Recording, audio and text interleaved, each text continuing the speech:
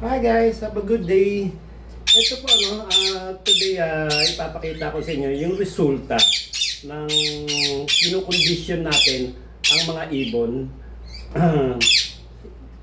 para maging maganda uli yung paglabas nila ng mga inakay.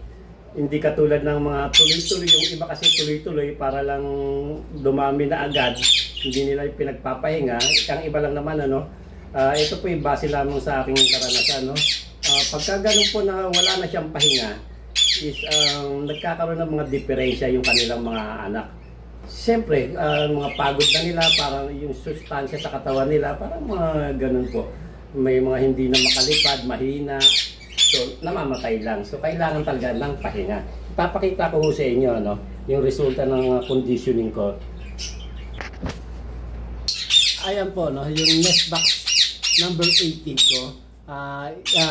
Frill Hago saka Inco Hago yan. Ayan po guys, ito po yung mga anak nila ngayon, ayan, bali tatlo po sila. Ayan, possible pa mapisa yang 4. Ayun po guys, nakita nyo tatlo siya, so possible mapisa pa yung 4 at mukhang maganda naman kasi nga pinindusyon natin siya. Yun po, maraming salamat po at please like and share, and sa YouTube po, please subscribe. Salamat guys, have a good day.